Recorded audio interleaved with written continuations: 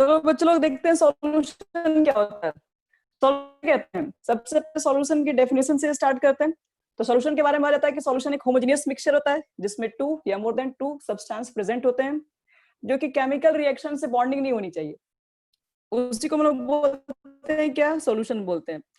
Homogeneous mixture का भी मतलब क्लियर वही होता है। होमोजेनियस मिक्सचर का मतलब क्या होता है, आपके पास एक ऐसा मिक्सचर होनी चाहिए जिसमें कंपोजिशन हर जगह सेम होना चाहिए और इसके बीच में कोई केमिकल बॉन्डिंग नहीं होनी चाहिए, क्योंकि केमिकल बॉन्डिंग होगी तो फिर से आपके पास एक कंपाउंड बन जाएगा, मिक्सचर नहीं रहेगा। तो सॉल्यूशन आपके पास एक होमोजेनियस मिक्सचर होता है जिसके अंदर यूनिफॉर्म कंपोजिशन होता है, आपको ध्यान रखना पड़ेगा। और हम लोग सॉल्यूशन के अगर टाइप्स के ऊपर बात करें तो सॉल्यूशन में अगर कहा जाए तो बेसिक आपको यहाँ पर बाइनरी सॉल्यूशन ही पढ़ना होता है। बाइनरी सॉल्यूशन का मतलब क्या है, जिसके अंदर सिर्फ दो ही कंपोनेंट प्रेजेंट है, एक सॉल्यूट और दूसरा क्या होगा, सॉल्वेंट। तो जिस सॉल्यूशन में सिर्फ दो ही तरह के कंपोनेंट होते हैं उसको हम बोलते हैं बाइनरी सॉल्यूशन। ठीक है, सॉल्यूट किसे कहते हैं, तो सिंपल से अगर डेफिनेशन देखा जाए तो कहते हैं जिसके अंदर, सॉल्यूट का मतलब जिसके अंदर मान लो एक सॉल्यूशन मैंने प्रिपेयर किया, उस सॉल्यूशन के अंदर अगर जिसकी क्वांटिटी कम होगी उसको सॉल्यूट कहेंगे, और जिसकी क्वांटिटी अगर ज्यादा है उसको सॉल्वेंट कहा जाता है। जैसे मान लो कि आपने एक NaCl का एक एक्वा सॉल्यूशन प्रिपेयर किया, तो NaCl के एक्वा सॉल्यूशन बताओ तो सॉल्यूट कौन सा होगा, ट्राई करो बच्चे लोग, सॉल्यूट कौन होगा NaCl के सॉल्यूशन में। NaCl NaCl। अब NaCl का सॉल्यूशन है, मतलब NaCl प्लस वाटर है, सिर्फ NaCl थोड़ी ना है। तो NaCl के सॉल्यूशन में अगर हम बात करें सॉल्यूट कौन सा है तो NaCl बोलोगे ना, क्योंकि इसके अमाउंट कम होगी। आप जब एक सॉल्यूशन बना के यूज कर रहे हैं, जैसे मान लो कि आप शरबत ही पी रहे हैं चीनी और पानी का, तो उसके अंदर जाहिर सी बात है कि आप चीनी कम डालोगे, अब पानी से ज्यादा थोड़ी ना चीनी लेके बैठ जाइएगा उसके अंदर। तो जिसकी क्वांटिटी कम होती है उसको सॉल्यूट कहेंगे, और वाटर को क्या रखेंगे हम लोग, सॉल्वेंट। अब एक चीज बताओ यहाँ पर, अगर हम पूछे कि आपसे एक्वा सॉल्यूशन क्या होता है, एक्वा सॉल्यूशन किसे कहेंगे, तो एक्वा सॉल्यूशन का एक छोटा सा डेफिनेशन है कि आपने एक, मान लो कि एक सॉल्यूशन, मैम वॉइस क्लियर नहीं आ रहा है। क्लियर नहीं आ रहा है मैम अभी आया। एक मिनट रुको तो कह रहे हैं कि हमारे पास अगर मान लो कि एक्वा सॉल्यूशन है, तो एक्वा सॉल्यूशन का मतलब क्या हो गया, तो सॉल्वेंट की जगह पर हमने क्या लिया है, हमेशा वाटर को लिया है। अगर सॉल्वेंट आपका हर केस में वाटर ही है तो 100% याद रखना वो सॉल्यूशन होगा, तो एक्वस ही सॉल्यूशन होगा, अदरवाइज कुछ नहीं है वो। अब आगे बढ़ते हैं कि कॉन्सेंट्रेशन ऑफ सॉल्यूशन, यानी कि अगर मान लो कि मैंने एक सॉल्यूशन प्रिपेयर कर लिया, मान लो एक सॉल्यूट लिया, एक सॉल्वेंट लेकर मैंने सॉल्यूशन बना भी दिया, तो सॉल्यूशन में मुझे मेजर करना है कि सॉल्यूट का क्या कॉन्सेंट्रेशन है या सॉल्वेंट का क्या कॉन्सेंट्रेशन है, यानी कि किसी भी सॉल्यूशन के अंदर सॉल्यूट और सॉल्वेंट की क्या है कॉन्सेंट्रेशन, इसको मेजर करने के लिए हम पढ़ते हैं कॉन्सेंट्रेशन ऑफ सॉल्यूशन। और जिसको मेजर करने का कहा जाए तो बहुत सारे मेथड्स हैं, टोटल चेक किया जाए तो 10 मेथड्स अप्रोक्स हैं आपके पास। कौन कौन से मेथड्स होते हैं, एक तो होता है मास परसेंटेज, जिसको वेट परसेंटेज ही बोल सकते हैं, मास बाय वॉल्यूम परसेंटेज भी होता है, फिर वॉल्यूम बाय वॉल्यूम परसेंटेज भी होता है, मोलारिटी भी होती है, मोलालिटी भी होती है, मोल फ्रैक्शन भी होता है, नॉर्मेटिव भी होती है, फॉर्मुलिटी भी होती है, पीपीएम भी होता है, पीपीवी भी होता है। तो कुल मिला के चेक किया जाए तो आपके पास टोटल 10 तरीके के होते हैं। तो वेट बाय वेट परसेंटेज का मतलब क्या है, वेट बाय वेट परसेंटेज किसको कहेंगे, नहीं मालूम, देखो आप ध्यान से, इसको हम लोग ऐसे बोलते हैं अमाउंट ऑफ सॉल्यूट, यानी कि ऐसे बोलोगे weight of amount of solute present in 100 gram of solution, यानी 100 ग्राम के सॉल्यूशन के अंदर जो भी सॉल्यूट के अमाउंट को आपने डिसॉल्व किया है उसी को वेट बाय वेट परसेंटेज बोलते हैं। अगर मैंने पूछा कि वेट बाय फिर वॉल्यूम क्या होता है, तो नीचे देखो वॉल्यूम है, तो यहाँ पर जो वॉल्यूम होगा वो हमेशा 100 ml होगा, यानी कि 100 ml के वॉल्यूम में आप जो भी सॉल्यूट के वेट को डिसॉल्व करोगे उसी को W/V बोलते हैं। W/V का मतलब है कि वॉल्यूम फिक्स हो गया, 100 ml ही रहेगा आपके पास, और 100 ml में आप जितने ग्राम सॉल्यूट को डाल दो उसको W/V कहते हैं। फिर V/V क्या कहते हैं, तो 100 ml के सॉल्यूशन में आपको जो पुट करना है वो भी ml में ही होना चाहिए, मतलब कितना ml आपने सॉल्यूट को डिसॉल्व किया, उसको वॉल्यूम बाय वॉल्यूम परसेंटेज बोलते हैं। ये सब चीजें हम लोग फर्स्ट, ये क्या बोलते हैं, आप लोग बेसिक कंसेप्ट ऑफ थ्योरी के अंदर पढ़ चुके हैं, इसको वापस ही पढ़ रहे हैं हम लोग। मोलारिटी बोलेंगे तो क्या होता है, इसको है N/V। N/V का मतलब क्या है कि 1 लीटर के सॉल्यूशन में आपने सॉल्यूट के कितने मोल्स को डिसॉल्व किए हैं उसको बोलते हैं मोलारिटी। मोलालिटी क्या होता है आपके पास है, 1 केजी का सॉल्वेंट है जो कि फिक्स है। 1 केजी के सॉल्वेंट में आपने जितने मोल्स ऑफ सॉल्यूट के घुला के रखोगे उसको बोलते हैं मोलालिटी कहा जाता है। फिर नॉर्मलिटी क्या होती है? तो हम लोग बोलते हैं नॉर्मलिटी का मतलब है कि आपके पास 1 लीटर का सॉल्यूशन है और 1 लीटर के सॉल्यूशन के अंदर आपने जितने सॉल्यूट के इक्विवेलेंट घुला के रखे हैं, नंबर ऑफ इक्विवेलेंट, उसको बोलते हैं नॉर्मलिटी। मोल फ्रैक्शन, आपके पास एक सॉल्यूशन होगा, वो सॉल्यूशन के अंदर हम लोग यहाँ फ्रैक्शन लेते हैं। किसका फ्रैक्शन लेते हैं? तो फ्रैक्शन कहेंगे कि मोल्स ऑफ सॉल्यूट और बटे में मोल्स ऑफ मिक्सचर, यानी मिक्सचर के अंदर जितने मोल्स है सबका ले लीजिए। मिक्सचर के अंदर जो जो प्रेजेंट है सबके मोल्स को लेके नीचे डिवाइड कर दोगे और ऊपर उसी को पुट करोगे जिसका आपको मोल फ्रैक्शन कैलकुलेट करना है। सपोज कि मुझे मोल फ्रैक्शन अगर NaCl का निकालना है तो उसके मोल्स को ऊपर रखेंगे और नीचे क्या पुट करेंगे, तो आपके पास सॉल्यूशन के अंदर जो भी कंपोनेंट है वो सबके क्या करोगे, वो सबके मोल्स को नीचे पुट कर दोगे, तो आपके पास मोल फ्रैक्शन कैलकुलेट होते हैं। और सॉल्यूट और सॉल्वेंट के मोल फ्रैक्शन को ऐड करोगे तो 1 आता है। ये सबको मालूम इससे बातें। अब देखो पार्ट्स पर मिलियन क्या होता है, शॉर्ट में उसको पीपीएम कहते हैं। पीपीएम क्या होता है? तो पीपीएम के लिए कहा जाता है कि 10 टू द पावर 6, यानी कि 1 मिलियन के अंदर आपने सॉल्यूट के कितने वेट को डिसॉल्व किया, उसी को हम लोग बोलते हैं पार्ट्स पर मिलियन। यानी कि यहाँ पर देखो 10 टू द पावर 6 से कंपैरिजन करते हैं। वेट बाई जो वेट परसेंटेज होता है वो तो 100 से कंपैरिजन किया जाता है, लेकिन यहाँ पर पार्ट्स पर मिलियन है वो 1 मिलियन से कंपैरिजन करेंगे। तो ये ऐसे कहो कि जैसे मान लो कि एक बहुत बड़ा अमाउंट के अंदर कोई छोटा सा अमाउंट प्रेजेंट है, तो उसके लिए ये यूज किया जाता है। और फॉर्मुलेटी में क्या करते हैं हम लोग है, तो फिर से हमारे पास 1 लीटर का सॉल्यूशन होता है और 1 लीटर के सॉल्यूशन में जो भी आपने फॉर्मूला वेट को डिसॉल्व किया होगा उसी को हम लोग फॉर्मेलिटी बोलते हैं यहाँ पर है। तो ये सब चीजें फर्स्ट क्या बोलते हैं बेसिक कंसेप्ट पढ़ा चुके हैं, इसलिए यहाँ पर ज्यादा कोई डिस्कस के ऊपर बात नहीं है, जो मेन टॉपिक है उसके ऊपर आ रहे हैं। हाँ, जैसे हम लोग पढ़ते हैं solubility of gases in liquid, ये एक हमारे लिए नया टॉपिक है और इंपॉर्टेंट टॉपिक भी होता है। तो पहले तो चेक कर लेते हैं कि सॉल्युबिलिटी का मतलब क्या होता है, तो उसके बाद गैसेस इन लिक्विड के ऊपर बात करेंगे। तो देखो सॉल्युबिलिटी का मतलब ये होता है कि हम आपसे पूछ रहे हैं अमाउंट ऑफ सॉल्यूट याद रखना इन ग्राम, वो ग्राम में होना चाहिए, यानी कि अमाउंट ऑफ सॉल्यूट इन ग्राम जिसको हम लोग डिसॉल्व करना है पार्टिकुलर क्या करने के सॉल्वेंट के अंदर। यानी कि एक सॉल्वेंट के अंदर आपने क्या किया, एक सॉल्वेंट लिया हुआ है, एक सॉल्वेंट के अंदर आपने क्या करो कि सॉल्यूट को डिसॉल्व करो, वो भी याद रहे कि सॉल्यूट आपके पास ग्राम में होना चाहिए। एक सॉल्वेंट के अंदर आपने जो सॉल्यूट को डिसॉल्व किया और डिसॉल्व करवाने के बाद आपने एक सैचुरेटेड सॉल्यूशन बनाया। सैचुरेटेड सॉल्यूशन का मतलब समझ में आता है सबको? यस हाँ, सैचुरेट का मतलब क्या होता है, कोई एक्सप्लेन करो तो इसमें। सैचुरेटेड सॉल्यूशन किसे कहेंगे? हम सैचुरेटेड स्टेट में उसका इक्विलिब्रियम स्टेट जिसके बाद और सॉल्यूट डिसॉल्व नहीं हो पाएगी इस सॉल्यूशन को। चलो वेरी गुड, जिसमें no more solute can be dissolve at particular temperature and pressure. यानी कि हम लोग बोलते हैं अगर मान लो कि आपने एक सॉल्यूशन तैयार किया, उस सॉल्यूशन के अंदर आपने सॉल्यूट को डिसॉल्व किया, सॉल्यूट को डिसॉल्व करने के बाद आपने एक सॉल्यूशन जो तैयार किया उसके अंदर अब और सॉल्यूट डिसॉल्व नहीं कर सकते, आप एक क्वांटिटी में डिसॉल्व कर पाएंगे, उसी को हम लोग बोलते हैं क्या, सैचुरेटेड सॉल्यूशन। तो एक आपके पास सॉल्वेंट है, अगर आपने उसके अंदर सॉल्यूट को डिसॉल्व किया, डिसॉल्व करने के बाद एक आपने एक पार्टिकुलर सॉल्यूशन बनाया, सैचुरेटेड सॉल्यूशन बना दिया एक टेम्परेचर और एक प्रेशर को लेके, तो उसको हम लोग बोलते हैं सॉल्युबिलिटी बोलते हैं।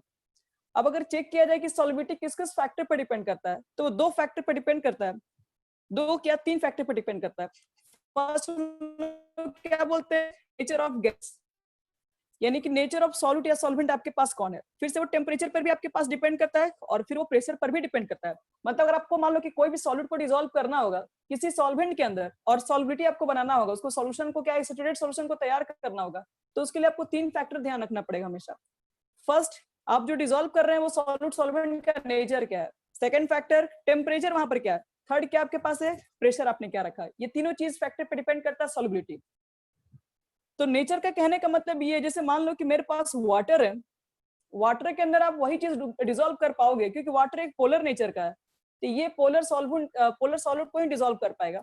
अगर इसके अंदर आप नॉन पोलर कोई डाल दोगे, कोई हाइड्रोकार्बन पार्ट डाल दोगे, तो थोड़ी ना डिसॉल्व हो पाएगा वो। इसलिए सॉल्युबिलिटी बनाने के लिए आपको, सैचुरेटेड सॉल्यूशन बनाने के लिए पहले आपको चेक करना पड़ता है कि वो नेचर ऑफ सॉल्यूट सॉल्वेंट क्या आपने लेके चला है, सबसे पहली बात।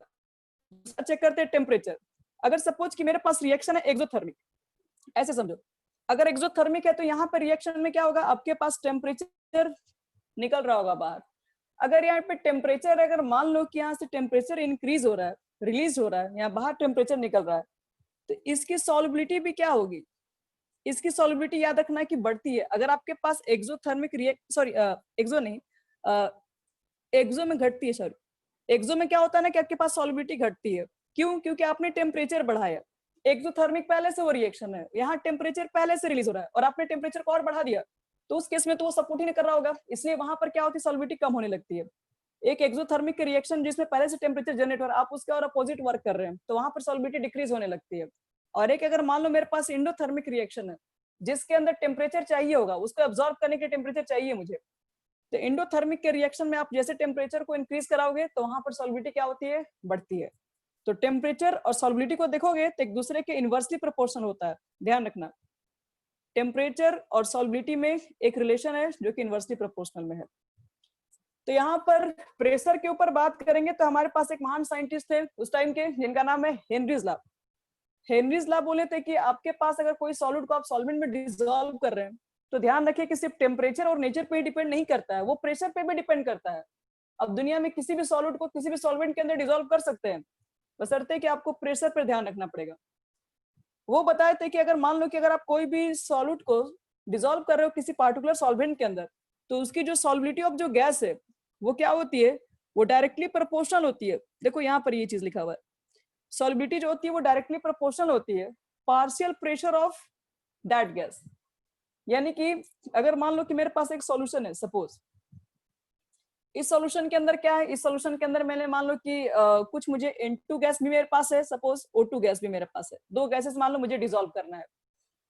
तो इस गैस को अगर हम डिसॉल्व करेंगे तो ये कह रहा है कि इस बात पर डिपेंड करेगा कि इसके ऊपर कितना ज्यादा पार्शियल प्रेशर होगा। अगर मान लो कि प्रेशर ज्यादा अप्लाई करोगे तो वो गैसेस ज्यादा डिसॉल्व हो पाएंगी। यानी कि जो सॉल्युबिलिटी है, गैसेस की जो सॉल्युबिलिटी है वो डिपेंड करती है कि पार्शियल प्रेशर कितना उसके ऊपर लग रहा है। पार्शियल प्रेशर अगर ज्यादा उसके ऊपर अप्लाई करोगे तो वो ज्यादा सोल्यूबल होगी, कम प्रेशर होगा तो कम सोल्यूबल होगी। इस बात को बताया था हेनरीज लॉ। और हेनरीज लॉ ने क्या किया था कि अपने सॉल्युबिलिटी ऑफ गैसेस को वो मोल फ्रैक्शन में टर्म में रिलेट किए थे। यानी कि यहाँ पे देखो इस चीज को, जो सॉल्युबिलिटी ऑफ गैसेस है, जो गैस में जो सॉल्युबिलिटी है, ठीक है, वो किस पे डिपेंड किए थे, तो हम लोग किसी भी गैस में कोई सॉल्यूट डिसॉल्व है उसको निकालने के लिए मेरे पास बहुत सारे मेथड्स है, मोलारिटी है, मोलालिटी है, मोल फ्रैक्शन है। तो वो क्या किए थे कि अपने इस चीज को चेक करने के लिए वो यूज किए थे, मोल फ्रैक्शन यूज किए थे। आपके पास कोई भी गैसेस किसी सॉल्वेंट के अंदर कितना डिसॉल्व है तो वो डिपेंड करती है आपके पास प्रेशर पर। आप जितना ज्यादा प्रेशर अप्लाई करोगे उस गैस की सॉल्युबिलिटी और ज्यादा होगी। तो ये आपके पास इक्वेशन निकल के आता है P is equal to KH into X, जिसमें P पार्शियल प्रेशर है, KH आपके पास हेनरी कांस्टेंट है और X जो होता है वो क्या होता है, मोल फ्रैक्शन होता है। अब यहाँ पर देखो एक क्वेश्चन आता है KH के बारे में।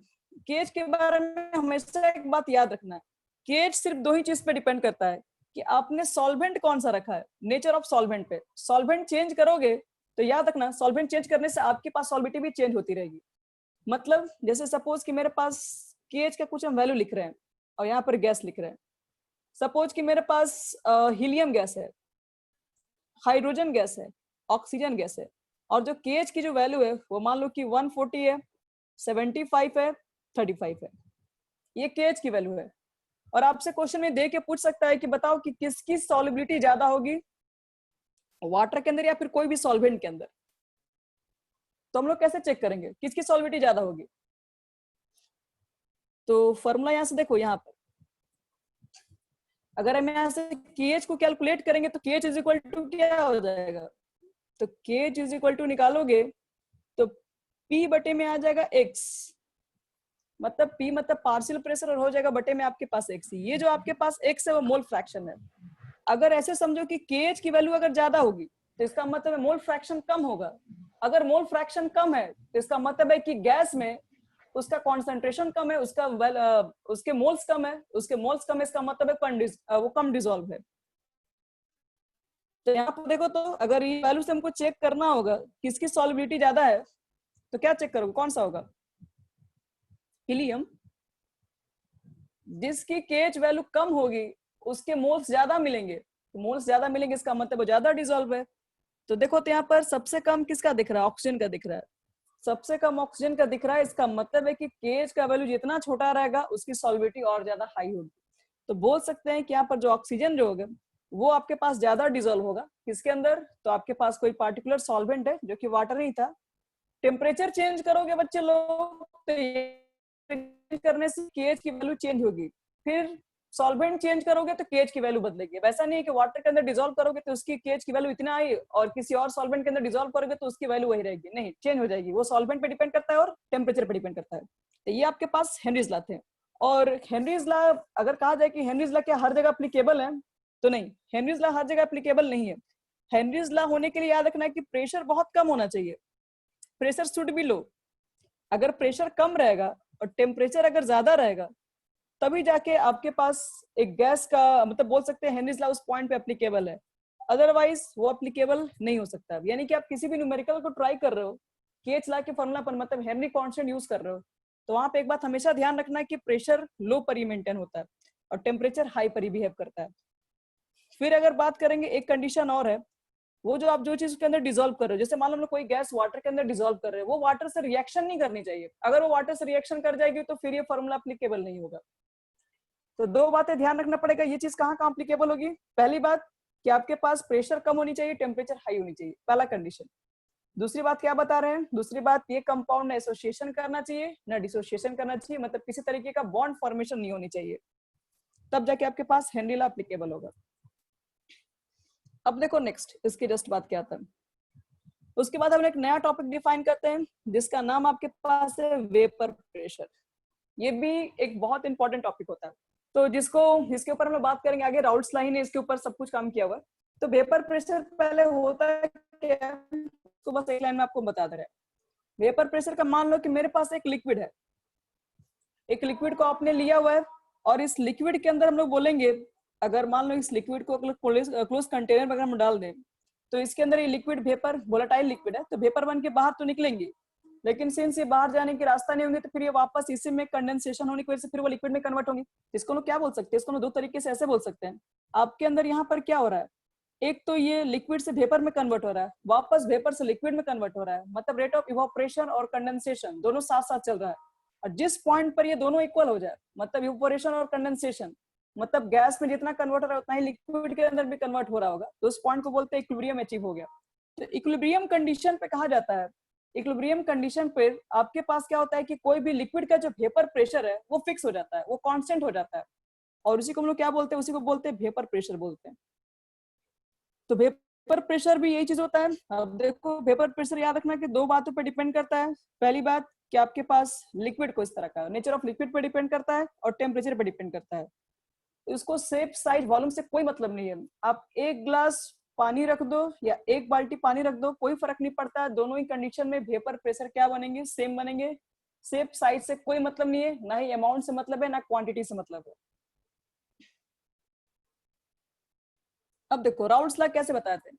वेपर प्रेशर को कैलकुलेट करने के लिए याद रखना राउल्ट्स लॉ ने ये सबसे पहले इस्तेमाल किया था। किस तरह से हम लोग वेपर प्रेशर को कैलकुलेट करेंगे, तो राउल्ट्स लॉ ने पहले तो बोला था वोलाटाइल्स लिक्विड के लिए, अगर आपके पास लिक्विड वोलाटाइल है उसके लिए वेपर प्रेशर का क्या होगा फॉर्मूला।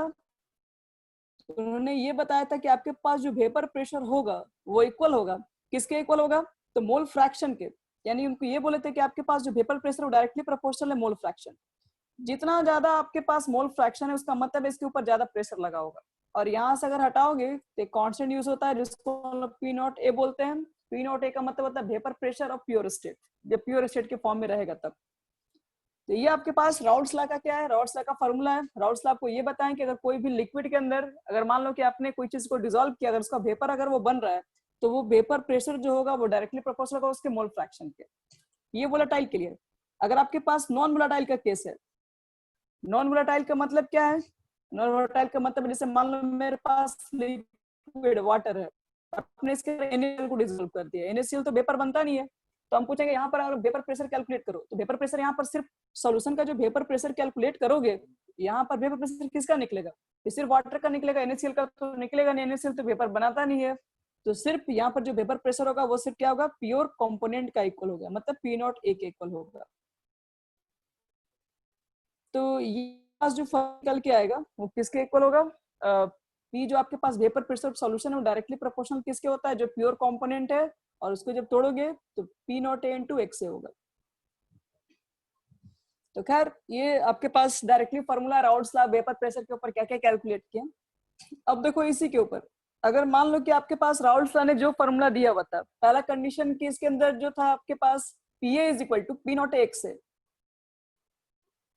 अब plus P not B X B, ये कब फॉर्मूला अप्लाई करेंगे, जब आपके पास सॉल्यूशन में दोनों कंपोनेंट क्या होंगे, वोलेटाइल नेचर के हैं। लेकिन अगर सपोज कि एक नॉन वोलेटाइल का केस है तो उस समय आप जब सॉल्यूशन निकालोगे, वेपर प्रेशर सॉल्यूशन निकालोगे, वो तो सिर्फ सॉल्वेंट का ही होगा, सॉल्यूट तो आपने नॉन वोलेटाइल को लेकर रखा हुआ है, तो ये सिर्फ इसके इक्वल होगा, बस ऊपर वाले के इक्वल नहीं होगा। तो ये भी याद रखना कि ये जो हम लोग न्यूमेरिकल जो रख के बनाते हैं, तो यहाँ पर क्या है कि हर जगह ये फॉर्मूला जो है एप्लीकेबल नहीं हो रहा था। मतलब ऐसा क्यों है, तो कंडीशन है यहाँ पर है, एक आइडियल सोल्यूशन है, एक नॉन आइडियल सोल्यूशन है। आइडियल सोल्यूशन कहता है कि अगर मान लो कि आपने कुछ एक्सपेरिमेंटल किया वैल्यू और उसको निकाल कर आपने क्या किया, उस फॉर्मूला पर यूज कर लिया, और फॉर्मूला पर रखने पर अगर वो पूरा पूरा रिजल्ट आ गया, मतलब एक्सपेरिमेंट किया उसका वही रिजल्ट आया, और आपने डायरेक्टली फॉर्मूला से रख के दिखा वही रिजल्ट आया, तो जो राउल्ट्स लॉ के सॉल्यूशन को फॉलो करेगा, जो राउल्ट्स लॉ के इक्वेशन को फॉलो करेगा, उसको बोलेंगे आइडियल सॉल्यूशन। और जो राउल्ट्स लॉ के इक्वेशन को फॉलो नहीं करेगा, मतलब आपने एक्सपेरिमेंट कुछ और किया, फॉर्मूला निकाला तो कुछ और आ गया, दोनों डिफरेंट डिफरेंट आ गया, इसका मतलब है कि राउल्ट्स लॉ आपके पास आइडियल सॉल्यूशन को फॉलो नहीं, सॉरी राउल्ट्स लॉ सॉल्यूशन को फॉलो नहीं किया गया। जो फॉलो नहीं करेगा वो आपके पास नॉन आइडियल सॉल्यूशन होगा, जो फॉलो करता है उसको आइडियल सॉल्यूशन बोलते हैं। अब आइडियल सॉल्यूशन होने के लिए कंडीशन चाहिए, ऐसा क्या हो गया कि आइडियल सॉल्यूशन को फॉलो कर रहा है, ये फॉलो नहीं कर रहा है, तो इसके पीछे देखो कारण भी है। राउल्ट्स लॉ का जो भी आपके पास वेपर प्रेशर होता है, जो आप लोग फॉर्मूला कैलकुलेट करते हैं, वो लिमिटेड है, वो हर जगह एप्लीकेबल नहीं है, वो वहीं पर एप्लीकेबल होता है जहां पर कंपाउंड में ना एसोसिएशन होना चाहिए ना डिसोसिएशन होना चाहिए, पहली बात। दूसरी बात हम लोग यहाँ पर ये बोलते हैं कि ए के जो बीच का जो अट्रैक्शन है, जैसे मान लो कि मैंने एक सॉल्यूट लिया, एक सॉल्यूट लिया, तो ए के बीच का अट्रैक्शन होगा, फिर मैंने क्या एक और सॉल्वेंट लिया, तो उसमें बी भी सॉल्वेंट लिया, और ये दोनों को डिसॉल्व कर दोगे अगर, तो यहाँ पर ए अट्रैक्शन भी होगा, बी भी अट्रैक्शन भी होगा, एक नया अट्रैक्शन ए भी बनेगा, और ए बी का अट्रैक्शन सेम हो जाए ए और बी बी के, तो क्या बोलेंगे, यहाँ पर जो सॉल्यूशन आपके पास होगा वो एक आइडियल सॉल्यूशन होगा। आइडियल सॉल्यूशन के लिए जो अट्रैक्शन ऑफ सॉल्यूट सॉल्वेंट के बीच होता है वो सिमिलर होता है सॉल्यूट सॉल्वेंट के अट्रैक्शन के बीच के और सॉल्वेंट सॉल्वेंट के अट्रैक्शन के बीच के। लेकिन अगर मान लो मेरे पास नॉन आइडियल सॉल्यूशन होगा, तो यहाँ पर जो अट्रैक्शन होगा ए बी के बीच का, वो क्या होता है, या तो वो कम हो सकता है या तो वो ज्यादा हो सकता है, यानी ए से या फिर बी से, यहाँ पर बन रहा है वो ये से कम भी हो सकता है, ये से ज्यादा होगा। अगर कम होगा तो इसको हम लोग क्या बोलते हैं, नेगेटिव डेविएशन बोलते हैं। अगर इसका वैल्यू ज्यादा हो गया तो इसको पॉजिटिव डेविएशन बोलते हैं। देखो अलग अलग कंडीशन यहाँ पर दे रहे हैं। अगर आपके पास नॉन आइडियल सॉल्यूशन है तो वहां पर क्या क्या कंडीशन अप्लाई होती है, वहां पे दो तरीके की केसेस बनती है। फर्स्ट आपके पास क्या होती है, फर्स्ट हो गया कि अगर मान लो कि ए का अट्रैक्शन अगर ज्यादा है, इसको ऐसे समझो, इसमें ए था और यहाँ पर बी भी था, और जो नया जो अट्रैक्शन आया वो ज्यादा है, इसके बीच में अगर फोर्स ऑफ अट्रैक्शन अगर ज्यादा एग्जिस्ट कर रहा है, तो ऐसे समझो कि ज्यादा अट्रैक्शन एग्जिस्ट कर रहा है तो जल्दी वेपर बनेगा नहीं, वेपर बनेगा नहीं, इसका मतलब यहाँ वेपर प्रेशर कम कैलकुलेट होगा, मतलब यहाँ पर हम जो एक्सपेरिमेंटल वैल्यू लाएंगे वो कम हो जाएगा, और आप जो थ्योरेटिकल वैल्यू से जो पुट करके लाएंगे फॉर्मूला से राउल्ट्स लॉ से, वो वैल्यू क्या होगा, वो ज्यादा हो जाएगा। तो इसका मतलब है कि राउल्ट्स लॉ के वैल्यू से आपको ज्यादा है और ये वैल्यू एक्सपेरिमेंटल कम है, इसका मतलब राउल्ट्स लॉ से कम दिख रहा है, इसको नेगेटिव डेविएशन बोलेंगे, जहां पर ए बी का इंटरेक्शन और हो जाए, दोनों के बीच का फोर्स ऑफ अट्रैक्शन कम हो गया, तो जाहिर सी बात है कि अब ये वेपर ज्यादा बनाएगा, यानी आप जो राउल्ट्स लॉ के जो फॉर्मूला से कैलकुलेट करके आप लाएंगे उससे ज्यादा ही वेपर बनाएगा। इसका मतलब है कि राउल्ट्स लॉ के फॉर्मूला से आपका जो वैल्यू है वो ज्यादा है, इसको बोलेंगे पॉजिटिव डेविएशन की ओर बढ़ रहा है। तो दो तरीके का होता है आपके पास, एक नेगेटिव डेविएशन और एक पॉजिटिव डेविएशन। नेगेटिव डेविएशन के अंदर हम क्या बताएं, अगर आपके पास पॉजिटिव डेविएशन है तो जाहिर सी बात है कि वेपर प्रेशर जो होगा वो ज्यादा होगा सॉल्यूशन के वेपर प्रेशर से, आपके पास ए के वेपर प्रेशर से बी के वेपर प्रेशर ज्यादा होगा। अगर नेगेटिव डेविएशन है तो जस्ट अपोजिट हो जाएगा, यानी कि यहाँ पर जो राउल्ट्स लॉ का जो वेपर प्रेशर आएगा वही ज्यादा हो जाएगा और आप जो एक्सपेरिमेंटल प्रेशर लेके आए वो कम हो जाएगा। और देखो और भी एग्जांपल हमारे पास है, अगर इसको हम लोग चेक करें यहाँ पर वॉल्यूम मिक्सिंग क्या होगा, डेल्टा एच मिक्सिंग क्या होगा, तो कहेंगे कि यहाँ पर volume mixing delta H mixing 0 होता है। क्यों जीरो होता है? क्योंकि इसके बीच में अट्रैक्शन ही नहीं है। जितना पहले था, मान लो ए है ये और ये बी है, दोनों को आपस में मिक्स किए तो कुछ नया बना ही नहीं, नया अट्रैक्शन जुड़ा ही नहीं। जब नया अट्रैक्शन पैदा ही नहीं हुआ तो जो पहले था वही रहेगा, तो जाहिर सी बात है वॉल्यूम में कहाँ चेंजिंग आएगा? ना वॉल्यूम में चेंज आएगा ना हीट में चेंजिंग आएगा। हीट में चेंजिंग, वॉल्यूम में चेंजिंग कब होगा? जब एक नया अट्रैक्शन जुड़ जाएगा ए बी के बीच का अट्रैक्शन अगर ज्यादा हो गया, कम हो गया, उसकी वजह से आपके पास डेल्टा एच भी चेंज होगा और डेल्टा भी चेंज होता है। इस तरीके से आपके पास क्या होता है, एक आइडियल और नॉन आइडियल सॉल्यूशन। अगर एग्जांपल भी देखोगे, अगर इसके अंदर कौन कौन से एग्जांपल होंगे आपके पास, अगर आइडियल सॉल्यूशन है तो वहां के जो एग्जांपल होंगे वो सिमिलर होते हैं। सिमिलर का मतलब है कि अगर आपने बेंजीन लिया तो दूसरा टॉलिन लेना पड़ेगा, उसी के ग्रुप का लेना पड़ेगा। अगर आपने इथेन लिया तो दूसरा मिथेन लेना पड़ेगा। अगर आप ब्यूटेन लिए तो हेक्सेन ले सकते हो, या फिर अगर मान लो कि मैंने मेथिन लिया तो एथिन ले लो। यानी एक ही ग्रुप का होना चाहिए, या तो मेथिन मेथिन ले लो, या एथिन एथिन ले लो, या एल्काइन कोई ग्रुप ले लो, या कोई बेंजीन ग्रुप ले लो। अगर दोनों में सिमिलरिटी है तो वो आपके पास एक आइडियल सोल्यूशन होना चाहिए। नॉन आइडियल का मतलब क्या है? नॉन आइडियल का मतलब है कि एक नेचर आपके पास रहेगा पोलर का, दूसरा उसका जस्ट अपोजिट नेचर रहेगा। तो यहाँ पर या तो अट्रैक्शन जुड़ भी सकता है या तो फिर कम भी हो सकता है। अगर जुड़ गया ज्यादा अट्रैक्शन तो वेपर प्रेशर आपके पास कम हो जाएगा। कुछ कुछ एग्जाम्पल है, एग्जाम्पल आप लोग पढ़े होंगे। आगे बढ़ते हम लोग हैं। देखो, अगर कहा जाए कि सॉल्यूशन से अगर कहीं क्वेश्चन किया जाता है तो उसका नाम है कॉलिगेटिव प्रॉपर्टी। कॉलिगेटिव प्रॉपर्टी से सबसे मैक्सिमम इस चैप्टर के अंदर क्वेश्चन किया जाता है। अब देखो कॉलिगेटिव प्रॉपर्टी कुल कितने तरीके से होते हैं, तो टोटल हम लोग पढ़ते हैं 4 हमारे पास कॉलिगेटिव प्रॉपर्टी होती है। कौन कौन? Relative lowering of vapour pressure, elevation in boiling point, depression in freezing point, और सबसे लास्ट होता है आपके पास है ऑस्मोटिक प्रेशर। तो चलो सबसे पहले देखते हैं कि relative lowering of vapour pressure कहते हैं किसको है। तो देखो, इसको समझने के लिए सबसे पहले क्या करना होगा, जैसे मान लो कि मैंने एक सॉल्यूशन लिया, ठीक है। इस सॉल्यूशन में पहले मान लो कि ये सब जो कॉलिगेटिव प्रॉपर्टी होती है वो डिपेंड करती है क्या, नंबर ऑफ सॉलिड पार्टिकल्स, ना कि नेचर पे। कॉलिगेटिव प्रॉपर्टी सॉल्यूशन की एक ऐसी प्रॉपर्टी होती है जो कि सिर्फ डिपेंड करती है कि आपने कितना अमाउंट सॉल्ट डिसॉल्व किया, सिर्फ अमाउंट पे डिपेंड करती है। आपने क्या डिसॉल्व किया है, वो आयोनाइज होता है या नहीं होता है, उससे उसको कोई फर्क नहीं पड़ता है, बस अमाउंट पे डिपेंड करती है। आप कितना डाल रहे हो उसको सिर्फ इसी से मतलब है। आपने अमाउंट को चेंज किया तो कॉलिगेटिव प्रॉपर्टी चेंज होगी, मतलब सॉल्यूशन की प्रॉपर्टी चेंज होगी। अगर आपने सेम ही तरह के अमाउंट सेम ही मान लो कि अलग अलग NaCl डाले हो, मान लो 1 मोल NaCl डाले हो, 1 मोल ग्लूकोज डाले हो, तो ये बोल रहा है कि कोई फर्क नहीं पड़ने वाला है, दोनों की कॉलिगेटिव प्रॉपर्टी सेम होगी। तो यही चीज है, यहाँ पर आप आगे पढ़ोगे कि इसके अंदर क्या होता है, ये चीज डिमेरिट भी बन जाती है कि ये बातें हर जगह तो वैलिड है नहीं। तो कॉलिगेटिव प्रॉपर्टी जो ऐसी प्रॉपर्टी होती है जो सिर्फ नंबर ऑफ पार्टिकल पर डिपेंड करती है, ना कि नेचर के ऊपर। तो सबसे फर्स्ट पढ़ते हम लोग है relative lowering in vapour pressure. देखो, लॉरिंग इन वेपर प्रेशर क्या होता है, रिलेटिव क्या होता है। जैसे मान लो कि मेरे पास अभी प्योर सॉल्वेंट है, अगर प्योर सॉल्वेंट है तो इसका वेपर प्रेशर ज्यादा होगा, इसके अंदर कंपोनेंट है नहीं, और वोलेटाइल सॉल्वेंट आपके पास है, तो इसके वेपर प्रेशर को हम लोग क्या कर रहे हैं, P0 मान ले रहे हैं। और इसके अंदर जैसे डिसॉल्व करोगे, क्या डिसॉल्व करना है, कोई सॉलिड को डिसॉल्व करो, और वैसा सॉलिड को डिसॉल्व करो जो कि एक नॉन वोलेटाइल का केसेस है। तो नॉन वोलेटाइल सॉलिड को डिसॉल्व करोगे एक सॉल्वेंट के अंदर, तो क्या होगा, उसका वेपर पहले रहेगा कि पहले इतना कम हो जाएगा कुछ। अगर इसके अंदर हम कोई ऐड करेंगे कोई नॉन वोलेटाइल का केसेस, तो सपोज समझ में आ रहा है कि अगर आपके पास मान लो कि वाटर है, पूरा अगर प्योर वाटर है, उसका वेपर प्रेशर चेक किया जाए तो कुछ ज्यादा हो जाएगा। जैसे उसके अंदर NaCl डालोगे, उसका वेपर प्रेशर क्या होगा, कम हो जाएगा। रीजन, यहाँ पर सिर्फ वाटर के पार्टिकल्स है जो कि वेपर के फॉर्म में कन्वर्ट होते थे। अब बीच में कौन आ गया, बीच में NaCl के पार्टिकल्स आ गए, जो कि खुद तो वेपर तो कन्वर्ट होंगे ही नहीं, और जो भी वाटर के पार्टिकल्स जो वेपर में कन्वर्ट हो रहे थे उसको कन्वर्ट होने से रोकेंगे, उसके सरफेस के ऊपर जाके बैठ जाएंगे, तो कहाँ से हो पाएंगे वो। तो पहले मान लो कि 100 पे 100 मॉलिक्यूल्स वाटर वेपर क्या हो रहा था, कन्वर्ट हो रहा था।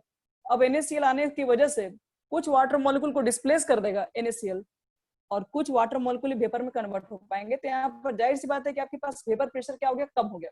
अगर वेपर कम हो गया तो हम लोग बोल सकते हैं कि सॉल्यूशन का वेपर प्रेशर पहले ज्यादा था, ठीक है। जब आपके पास प्योर सॉल्वेंट था तो उसका वेपर प्रेशर ज्यादा था, जैसे आपने सॉल्यूट को ऐड कर दिया नॉन वोलेटाइल, उसका वेपर प्रेशर क्या हो गया, कम हो गया। तो मान लो कि पहले सॉल्वेंट का वेपर प्रेशर क्या था, P0 था, और आपने जो सॉल्यूशन बनाया PS, अब इसका वेपर प्रेशर क्या हो गया, पहले से कम हो गया। कितना कम हुआ, जितना कम होगा उसको बोलते हैं लॉरिंग इन वेपर प्रेशर। मान लो पहले आपके पास सिर्फ वाटर था तो 10 एटीएम प्रेशर था सपोज, आपने जब सॉल्यूशन बनाया तो घट के 7 एटीएम हो गया, NaCl आके बैठ गया। तो ये जो आपको दिख रहा है, जो 3 एटीएम का जो डिफरेंस दिख रहा है, उसी को हम लोग बोलते हैं, याद रखिएगा, लॉरिंग इन वेपर प्रेशर। तो लॉरिंग वेपर प्रेशर का मतलब होता है P0 माइनस PS। फिर रिलेटिव लॉरिंग वेपर प्रेशर क्या होता है, तो आप रिलेट करो ये जो डिफरेंस आया था और पहले कितना था, मतलब पहले वाटर का पहले आपके पास प्योर सॉल्वेंट का क्या वेपर था और उसके रिस्पेक्ट में जो कमी आई है उसको बोलते हैं relative lowering in vapour pressure. Lowering in vapour pressure colligative property नहीं है, ध्यान रखिएगा। रिलेटिव इन लॉरिंग वेपर प्रेशर ये कॉलिगेटिव प्रॉपर्टी होती है। तो P0 माइनस PS बटे में P0 को बोलते हैं क्या हम लोग, relative lowering in vapour pressure. और जो relative lowering in vapour pressure होता है वो डायरेक्टली इक्वल किसके हो जाता है, मोल फ्रैक्शन ऑफ सॉल्यूट के इक्वल हो जाता है। तो ये आपके पास एक फॉर्मूला है जो कि याद रखना पड़ेगा कि relative lowering in vapour pressure is equal to the mole fraction of solute के इक्वल हो जाएगा। और यहाँ से हम लोग क्या करते हैं, फॉर्मूला भी बनाते हैं, P0 minus PS, mole fraction की वैल्यू को तोड़ दोगे, तोड़ने के बाद पूरे तरीके से ये फॉर्मूला आ जाएगा। तो इस फॉर्मूला के ऊपर बहुत सारे न्यूमेरिकल्स होते हैं, जिसमें से याद रखना कि कुछ कंडीशन, बहुत सारे क्वेश्चन के अंदर P0 की वैल्यू दी नहीं रहती है।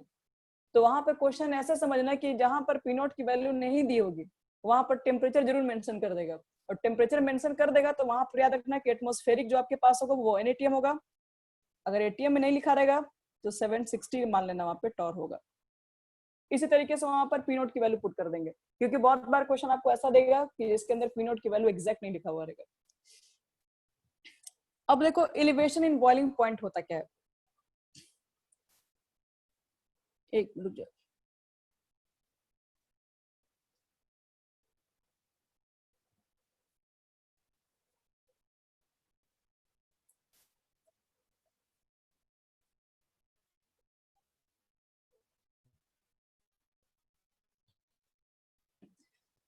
देखो एलिवेशन इन बॉइलिंग पॉइंट का पहले मतलब क्या होता है, तो हम लोग बोलते हैं जैसे मान लो मेरे पास एक फिर से सॉल्वेंट ले लो और इसके अंदर आपने क्या किया है कि एक नॉन वोलेटाइल सॉल्यूट को डिसॉल्व किया है। तो मान लो कि पहले अगर हम बात करेंगे कि मेरे पास पहले सिर्फ वाटर था, तो उसका बॉइलिंग पॉइंट सपोज करो कि T0 था, और आपने उसके अंदर सॉल्यूट को ऐड कर दिया, वो भी नॉन वोलेटाइल। तो जाहिर सी बात है कि अब आपको टेम्परेचर ज्यादा देना पड़ेगा, क्योंकि अब पहले वाटर था, अब यहाँ पर वाटर भी प्रेजेंट है और दूसरी बात नॉन वोलेटाइल सॉल्यूट भी प्रेजेंट है। तो इस बार जो आपके पास सॉल्यूशन का टेम्परेचर होगा वो तो ज्यादा होगा पहले से। तो यहाँ पर जो इंक्रीज होता है, ये जो टेम्परेचर जो इंक्रीज हो रहा होता है, पहले T0 का वैल्यू कम था, सिर्फ वाटर था वहां पे, अब आपको क्या करना, बॉयल करना, वाटर के भी साथ साथ उसके अंदर जो प्रेजेंट है नॉन वोलेटाइल उसको भी बॉयल करना है। तो ये जो दोनों का जो डिफरेंस होता है ना, T0 माइनस TS, यानी कि बॉइलिंग पॉइंट ये आपके पास प्योर का केस है और यहाँ पर सॉल्यूशन का केस है, सॉरी एक मिनट, सॉल्यूशन का बॉइलिंग पॉइंट ज्यादा हो जाएगा और आपके पास क्या होगा, सॉल्यूट का प्योर सॉल्वेंट का बॉइलिंग पॉइंट कम हो जाएगा। तो इसके डिफरेंस को बोलते हैं एलिवेशन इन बॉइलिंग पॉइंट। यहाँ पर सॉल्यूशन का बॉइलिंग पॉइंट हमेशा इंक्रीज हो जाता है। इंक्रीज क्यों है, क्योंकि वेपर प्रेशर जो उसका कम हो गया, वेपर प्रेशर कम है तो उसको बढ़ाने के लिए आपको और ज्यादा टेम्परेचर यूज करना पड़ता है। तो लोग कहते हैं कि एलिवेशन इन बॉइलिंग पॉइंट क्या होता है, वो डायरेक्टली प्रोपोर्शनल होता है किसके, मोलालिटी। मोलालिटी का मतलब क्या आपके पास है, वो डिपेंड करेगा, आपने अगर ज्यादा अमाउंट ऑफ क्वांटिटी में अगर NaCl को डिसॉल्व किया है तो जाहिर सी बात है कि आपके पास वहां पर टेम्परेचर बहुत बढ़ने वाला है, टेम्परेचर ज्यादा लगाओगे तभी वो बॉयल हो पाएगा। तो जितना ज्यादा मोलालिटी होगा उतना ही ज्यादा आपको सॉल्यूशन का टेम्परेचर यूज करना पड़ेगा। इसलिए हम लोग बोलते हैं कि जो आपके पास मोलालिटी होती है वो डायरेक्टली, सॉरी, जो आपके पास एलिवेशन ऑफ बॉइलिंग पॉइंट होती है वो डायरेक्टली प्रोपोर्शनल होती है मोलालिटी के। मोलालिटी अगर आपके पास कम है, इसका मतलब आपने कम अमाउंट को डिसॉल्व किया, तो डेल्टा टीबी की वैल्यू ज्यादा होगी, सॉरी कम होगी, डेल्टा टीबी की वैल्यू डायरेक्टली प्रोपोर्शनल है ना। तो केबी यहाँ पर क्या निकलता है, केबी को बोलते हैं मोलर एलिवेशन कांस्टेंट बोलते हैं, और इसी को आप सॉल्व कर दोगे, मोलिटी की वैल्यू पुट कर दोगे, तो ये आपके पास न्यूमेरिकल्स आ जाएगा। न्यूमेरिकल्स के लिए इस पे बहुत सारे क्वेश्चन मिलेंगे आपको बनाने के लिए, तो इस पे ज्यादा कोई हार्ड क्वेश्चन होता नहीं है। सब कुछ क्वेश्चन जो भी आता है W weight of solid question में दिया ही रहता है, मॉलिक्यूलर वेट आपको मिल ही जाएगा, वेट ऑफ सॉल्वेंट भी क्वेश्चन के अंदर सब गिले हुए, तो इसलिए यहाँ पे ज्यादा टेंशन नहीं होगा इस न्यूमेरिकल में। अब अगर देख लो कि मेरे पास मान लो कि डिप्रेशन इन फ्रीजिंग पॉइंट है, तो डिप्रेशन इन फ्रीजिंग पॉइंट का देखो पहले मतलब क्या होता है। जैसे मान लो मेरे पास प्योर सॉल्वेंट है, अब प्योर सॉल्वेंट के अंदर हमने क्या कर दिया, वाटर के अंदर मैंने NaCl फिर से डिसॉल्व कर दिया, तो फिर से यहाँ पर क्या हो गया, पहले मान लो प्योर जो सॉल्वेंट था उसका जो फ्रीजिंग पॉइंट था, अगर वाटर ही है तो फ्रीजिंग पॉइंट 0 डिग्री सेल्सियस होगा। अगर इसके अंदर आपने क्या किया कि इसके अंदर और भी कोई नॉन वोलेटाइल को ऐड कर दिया, तो अब आपको फ्रीज करने में और ज्यादा वहां पे टेम्परेचर लो करना पड़ेगा, मतलब पहले 0 पे होता था, अब और पीछे होना पड़ेगा, यानी कि आप कहो दोगे तो माइनस में जाना पड़ेगा आपको। माइनस हो सकता है कि 0.5 हो जाए या -0.2 भी हो जाए, तो मतलब आपको और टेम्परेचर को लो करना पड़ेगा ताकि वो फ्रीज हो सके। तो हम लोग क्या देखते हैं ना कि पहले मेरे पास सॉल्वेंट का यहाँ पर फ्रीजिंग पॉइंट ज्यादा था, और जो सॉल्यूशन आप तैयार करें उसकी फ्रीजिंग पॉइंट माइनस में आ गई, मतलब कम हो गई। तो हम लोग बोलते हैं कि यहाँ पर फ्रीजिंग पॉइंट क्या, डिप्रेशन हो गया, मतलब कमी हो गया। तो ये जो भी कितना कमी है, जितना डिफरेंस है, इसी को हम लोग क्या बोलते हैं, डिप्रेशन इन फ्रीजिंग पॉइंट। तो डिप्रेशन फॉर्मूला होता है, अगर हम चेक करेंगे तो यहाँ पर टीएफ से इंडिकेट करते हैं कि आपके पास टी नॉट, यहाँ पर एफ की वैल्यू ज्यादा है क्योंकि यहाँ पर देख रहे हैं कि सॉल्वेंट की फ्रीजिंग पॉइंट ज्यादा है, और उसमें से माइनस कर दो। क्या माइनस कर दें, जो सॉल्यूशन के आपके पास जो फ्रीजिंग पॉइंट है, इस दोनों का जो डिफरेंस जो निकल के आता है, इसी को डेल्टा टीएफ कहते हैं, इसी को डिप्रेशन इन फ्रीजिंग पॉइंट कहा जाता है। और प्रैक्टिकली ऐसा ऑब्जर्व किया गया है, जो डेल्टा टीएफ है वो डायरेक्टली प्रोपोर्शनल है मोलालिटी के।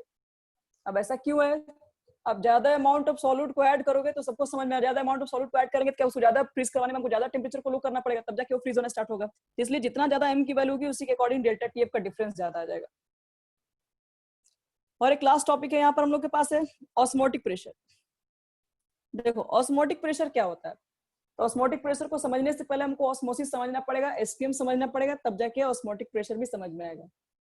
एसपीएम के बारे में सब लोग जानते हैं, सेमी परमिएबल मेम्ब्रेन होता है जिसमें सिर्फ सॉल्वेंट मॉलिक्यूल पास हो सकता है बस, और सॉलिड मॉलिक्यूल को इसके अंदर अलाउ भी नहीं है, उसको हम लोग एसपीएम बोलते हैं। एसपीएम बहुत तरीके का होता है, आर्टिफिशियल भी होता है, हम लोग नेचुरल भी होता है। अगर आर्टिफिशियल बात करोगे तो सबसे अच्छा माना जाता है आपके पास पर्चमेंट पेपर कहा जाता है, फिर सेलोफेन भी कहते हैं हम लोग, copper hexa cyano copper hexa ferrate होता है, वो भी एक अच्छा एसपीएम होता है।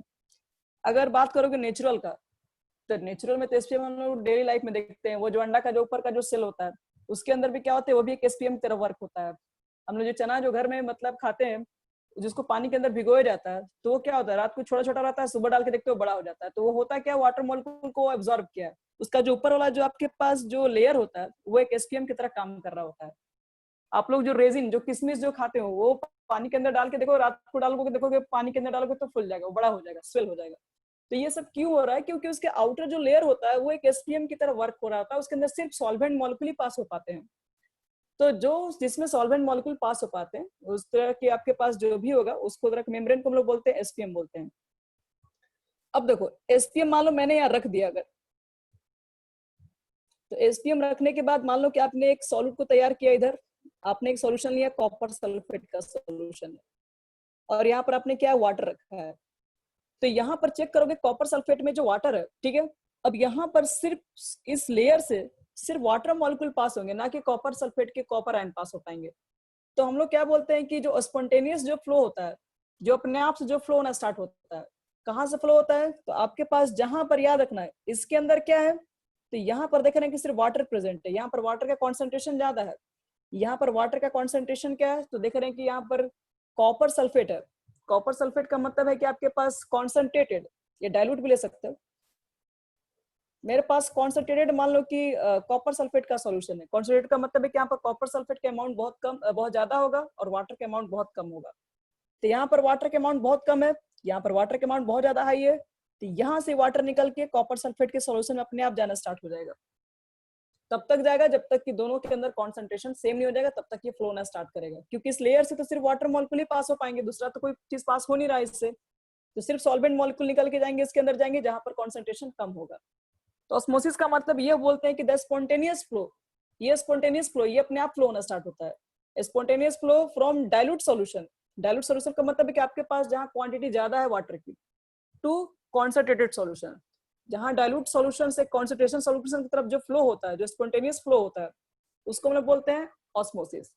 और ऑस्मोटिक प्रेशर किसे कहते हैं, तो ये जो फ्लो ये तो अपने आप स्टार्ट हुआ इसके अंदर जाना, और हम चाहते हैं कि फ्लो होना बंद कर दे। तो फ्लो होना बंद करने के लिए क्या करना पड़ेगा, आपको लगाना पड़ेगा इसके ऊपर प्रेशर। अगर हम इसके ऊपर प्रेशर लगा दें बहुत ज्यादा हाई अमाउंट में, तो इसके अंदर जो सॉल्वेंट जो आ रहा है वो अपने आप काम करना बंद कर देगा। ये याद रखना कि तभी फ्लो होता है जब दोनों के अंदर प्रेशर में डिफरेंस होता है। अगर दोनों का प्रेशर अगर सेम रहेगा तो जाहिर सी बात है कि वो क्यों उसके अंदर फ्लो होगा। तो हम लोग पहले रिकॉर्ड कर लेंगे पहले क्या था इसका प्रेशर, और कब तक ये फ्लो हो रहा है तब तक कितना प्रेशर है, और उतना ही प्रेशर क्या करेंगे इसके ऊपर लगा देते हैं। और लगा दोगे तो फिर सॉल्वेंट मॉलिक्यूल का आना बंद हो जाता है। तो सॉल्वेंट मॉलिक्यूल का आना जब बंद हो जाएगा तो आपने क्या किया कि ऑस्मोसिस को रुकवा दिया। तो ऑस्मोसिस को रुकवाने के लिए आपने जितना भी प्रेशर को अप्लाई करना पड़ता है उसको बोलते हैं ऑस्मोटिक प्रेशर, एक ऑस्मोसिस को स्टॉप करने के लिए। और ये जो आपके पास ऑस्मोटिक प्रेशर होती है वो डिपेंड करती है, डायरेक्टली प्रोपोर्शनल होती है कॉन्सेंट्रेशन ऑफ सॉल्यूशन, यानी कि पाई इज इक्वल टू होता है सी, और ये टेम्परेचर पे भी डिपेंड करती है, तो पाई प्रोपोर्शनल टी भी होती है। दोनों को कंबाइन करते हैं तो pi is equal to C R T आ जाता है।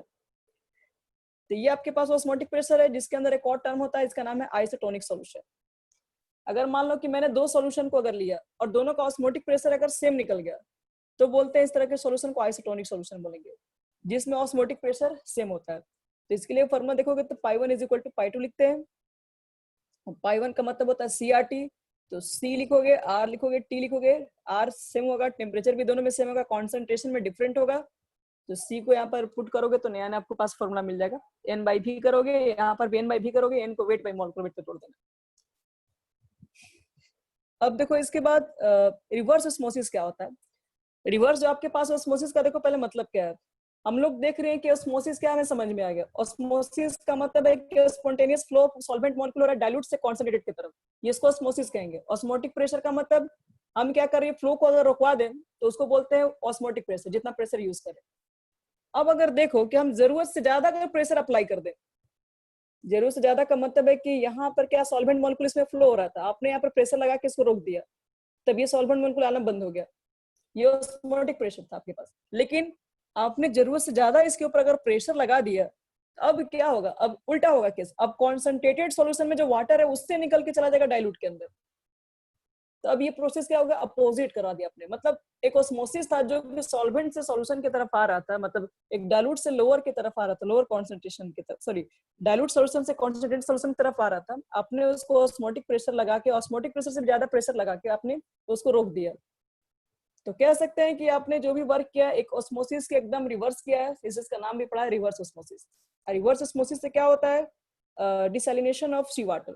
वाटर के अंदर आप अगर ओशियन से अगर मान लो कि वाटर को प्योर करना चाहते हैं, वहां से सॉल्ट को अलग करना चाहते हैं, तो ये प्रोसेस वहां पे हम लोग यूज करते हैं। घरों में जो यूज होता है वो आरओ का वाटर यूज किया जाता है, वो रिवर्स ऑस्मोसिस का ही प्रोसेस होता है। इसमें होता क्या है कि इस तरीके का एक सेटअप होता है जिसके अंदर हम लोग क्या बोलते हैं, एक यहाँ पर एसपीएम लगा हुआ रहता है, और इसके अंदर हम लोग क्या भर देते हैं, इसके अंदर आप जो सैलिन वाटर है, जो सॉल्ट वाटर, जो सी वाटर यहाँ भरा रहता है, और इसके अंदर रहता है वाटर, आपके पास रहता है प्योर वाटर। और हम लोग क्या करते हैं इसके अंदर है, तो पहले अगर मान लो कि डाइल्यूट से सबको मालूम है यहाँ से वाटर इसमें फ्लो होना स्टार्ट हो जाएगा। अगर एसपीएम रखा हुआ है तो आपने ऑस्मोटिक प्रेशर यूज किया तो ये फ्लो होना बंद हो जाएगा। अगर आपने ऑस्मोटिक प्रेशर से भी ज्यादा प्रेशर अगर अप्लाई कर दिया, तब सॉल्ट वाटर से जो भी वाटर है, सॉल्ट तो नहीं जाएगा स्मॉल इससे वाटर मॉलिक्यूल इससे पास हो जाएंगे एसपीएम से, और पास होकर यहाँ से प्योर वाटर में कन्वर्ट हो जाएंगे इसके अंदर, और जो आपके पास सॉल्ट है वो इसमें बच जाएगा, और बाकी आपने करके तो सारे सॉल्वेंट मॉलिक्यूल इसके अंदर आ जाएंगे। तो इससे हम लोग क्या करते हैं, इससे हम लोग सॉल्ट वाटर से वाटर के फॉर्म में कन्वर्ट कर लेते हैं। अब देखो इसके बाद अब एक इसके अंदर एक लास्ट टॉपिक होता है जिसका नाम क्या है, जिसको हम लोग बोलते हैं एब नॉर्मल मॉलिक्यूलर मास। देखो ये है क्या, पहले हम लोग पढ़े अभी कॉलिगेटिव प्रॉपर्टी। कॉलिगेटिव प्रॉपर्टी क्या कहता है, नंबर ऑफ पार्टिकल्स पे डिपेंड करता है आपने क्या एक सॉल्यूशन के अंदर पुट किया है, क्या डाला, उसका नेचर क्या, उससे उसको कोई फर्क नहीं पड़ता है। लेकिन इससे हुआ क्या, देखो आपने मान लो कि इसके अंदर कुछ सॉल्यूट डिसॉल्व किया, ठीक है, और भी नॉन वोलेटाइल सॉल्यूट था, डिसॉल्व किया, और डिसॉल्व करने के बाद आपका मन कर रहा है कि चलो इसका मॉलिक्यूलर मास कैलकुलेट करें, ठीक है। आपने मॉलिक्यूलर मास कैलकुलेट करने के लिए क्या यूज किया, तो आपके पास 4 कॉलिगेटिव प्रॉपर्टी होती है, चारों में से आप कोई उठा के देख लो, आपके पास चारों फॉर्मूला से मॉलिक्यूलर मास तो निकल जाएगा, ठीक है। और आपने मॉलिक्यूलर मास इसका निकाल दिया। अब क्या करेंगे आप, अब आप एक्सपेरिमेंट करने गए। जैसे एक्सपेरिमेंट करने गए तो आपको तो मालूम चला कि हम इसका वैल्यू निकाल के लाए थे 10 ग्राम है, और एक्सपेरिमेंटल रिजल्ट निकाल के लाओ तो देख के आए कि तो 12 ग्राम आ रहा है या 20 ग्राम आ रहा है, इसका जस्ट डबल मिल गया। तो अब तो कहेंगे कि जिंदगी भर हम लोग इसी से बनाते रह गए, 10 ग्राम आना चाहिए था, अब यहाँ पर इसका जस्ट अपोजिट हो जा रहा है। तो ऐसा क्या हो रहा है, हम लोग तो कॉलिगेटिव प्रॉपर्टी में ऐसा क्या कमी रह गया है, इस फॉर्मूला से क्यों नहीं मेरा आंसर आ रहा है। फिर क्या किया, कोलिगेटिव प्रॉपर्टी को आप सेपरेट सेपरेट पहला यूज करोगे, दूसरा यूज करोगे, तीसरा यूज करोगे, चारों यूज करके देख लो, चारों से आपका रिजल्ट उतना ही आ रहा है, चेंज नहीं हो रहा है। लेकिन जब भी एक्सपेरिमेंट कर रहे हैं तो उसका वैल्यू उसके जस्ट अपोजिट आ रहा है, या तो अपोजिट आ जा रहा है या तो उसके कम आ जा रहा है। तब हम लोग को मालूम चला कि ये एबनॉर्मल मासेस है। आप जो कोलिगेटिव प्रॉपर्टी से जो लेके आ रहे हैं मास, वो मास वास्तव में एक्चुअल में वो सही मास नहीं है।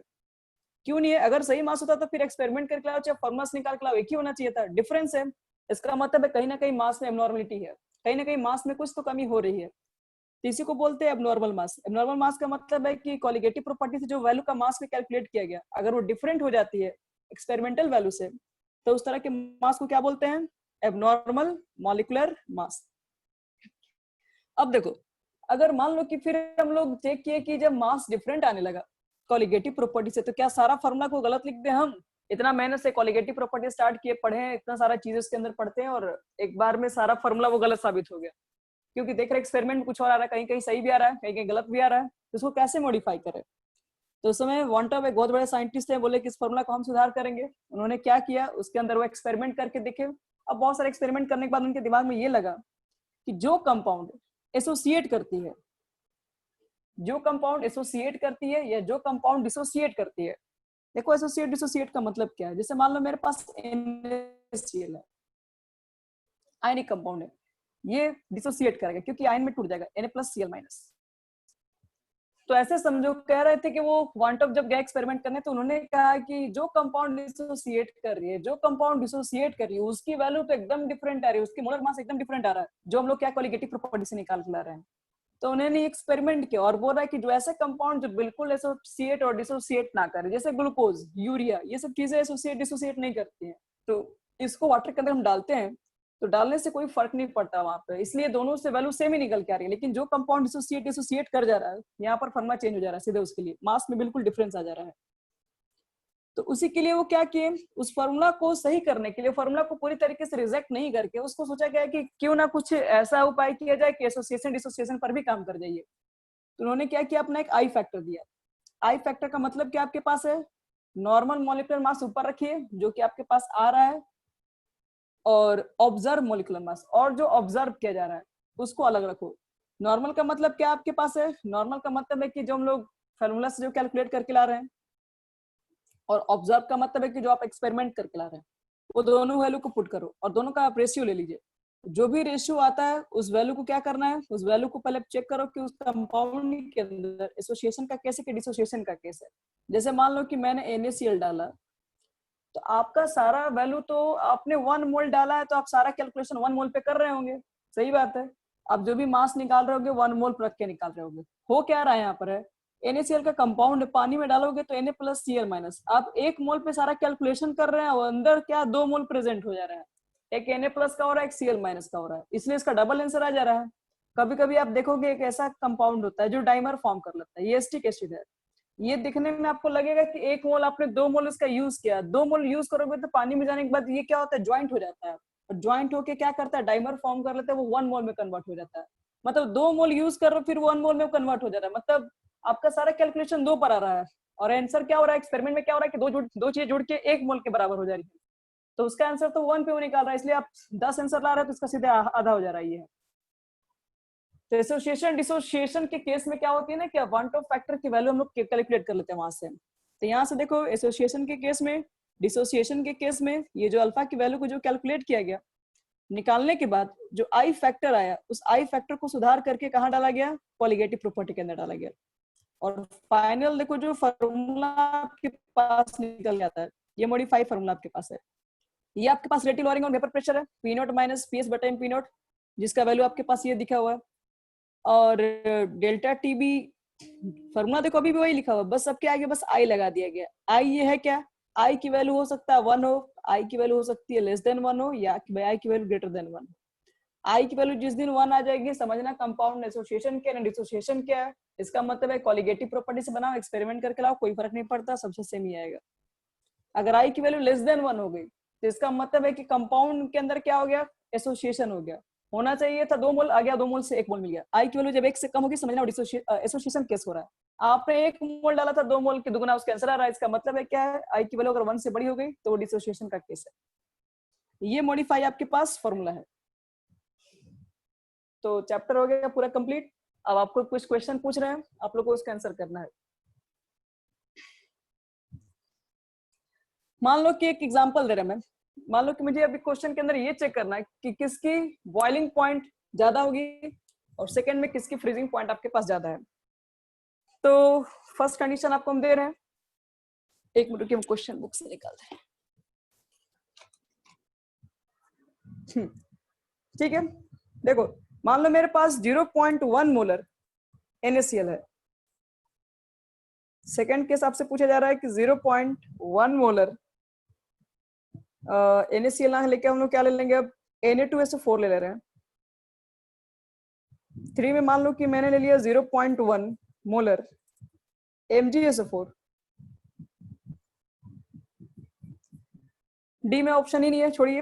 आप लोग ये तीन ऑप्शन देख के बताओ कि अगर आपसे पूछा जाए कि किस कंडीशन में फ्रीजिंग पॉइंट ज्यादा है और किस कंडीशन में freezing point sorry boiling point ज्यादा है।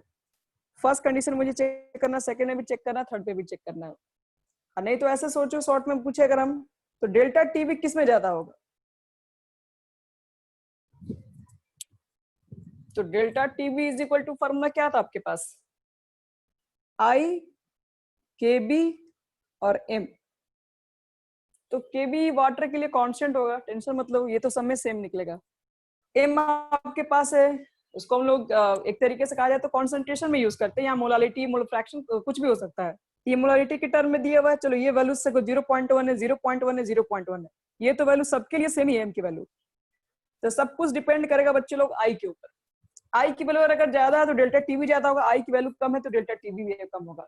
आई क्या बताता है, आई आपके पास ये बताता है कि आई की वैल्यू अगर 1 है तो एसोसिएशन का केस चेक करना है। NaCl देखोगे तो NaCl के अंदर I की वैल्यू कितनी होगी, तो ये डिसोसिएशन का केस है। Na प्लस Cl माइनस, ये दो पार्ट में डिवाइड हो जाएगा।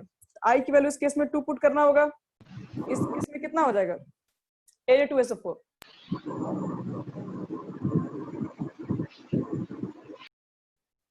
तो देखो यहाँ पर 2Na होगा और एक आपके पास सल्फेट आयन है, 3 पुट करना पड़ेगा। MgSO4 के अंदर I की वैल्यू क्या पुट करोगे, तो एक Mg होगा और एक सल्फेट आयन होगा, 2 दिख रहा है। तो यहाँ पर हमको आई की वैल्यू सबसे ज्यादा किसके अंदर देखना पड़ेगा, सबसे ज्यादा यहाँ पर आयन किसके होंगे, Na2SO4, क्योंकि यहाँ पर 3 आयन दिखेंगे, 2 सोडियम के आयन दिख रहे होंगे और एक सल्फेट आयन। तो जिसमें ज्यादा आयन प्रेजेंट होंगे उसके लिए आई की वैल्यू ज्यादा होगी, जिसमें आई की वैल्यू ज्यादा होगी उसके लिए डेल्टा टीबी भी ज्यादा होगा। इसका मतलब है कि जितना ज्यादा आयनिक कंपाउंड होगा उतना ही ज्यादा डेल्टा टीबी की वैल्यू होगा। सेम डेल्टा टीएफ भी होगा। डेल्टा टीएफ भी तो वही होता है, केबी इंटू एम होता है, केबी और एम की वैल्यू फिक्स आपको मिलेगा, आई के ऊपर सब कुछ डिपेंड होगा। लेकिन देखो अंतर कहाँ पे आ जाता है, अंतर यहाँ पर आ जाएगा कि अगर मुझे मान लो कि सिर्फ बॉइलिंग पॉइंट को चेक करना है, अगर बॉइलिंग पॉइंट को अगर मुझे चेक करना होगा तो उस केस में कंडीशन थोड़ा सोचना पड़ेगा आपके पास। हम पूछेंगे कि बताओ कि फ्रीजिंग पॉइंट किसका सबसे ज्यादा हाई होगा, तो फ्रीजिंग पॉइंट पर लिखोगे delta T F is equal to क्या बताया गया, तो T not F minus T F बताया गया। तो ये आपके पास है फ्रीजिंग पॉइंट ऑफ सॉल्यूशन, इसको यहाँ पुट करो, तो T F is equal to क्या लिखोगे, T not F minus delta T F. और टी नॉट एफ क्या आपके पास है, वाटर है, तो वाटर का तो मान लो फिक्स है 0 हो गया, 0 केल्विन लिख के हटाते हैं यहाँ पे। अब माइनस आपके पास क्या है, डेल्टा टीएफ। अब देखो टीएफ किसके ऊपर डिपेंड कर रहा है, माइनस डेल्टा टीएफ। तो डेल्टा टीएफ की वैल्यू पुट करोगे तो क्या होता है, आई इंटू के एफ इंटू एम। तो ये वैल्यू क्या हो गया, माइनस में हो गया।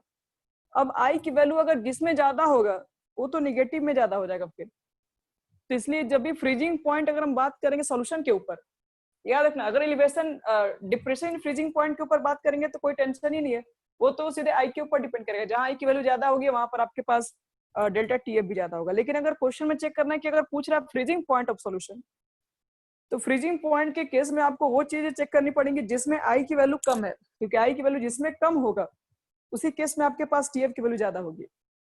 और इसी तरीके से अगर मान लो कि एलिवेशन इन बॉइलिंग पॉइंट मुझे चेक करना पड़े, एलिवेशन नहीं सिर्फ बॉइलिंग पॉइंट को अगर चेक करना पड़े, तो हम लोग क्या बोलेंगे, delta TB is equal to होता है सॉल्यूशन का boiling point minus boiling point of pure solvent.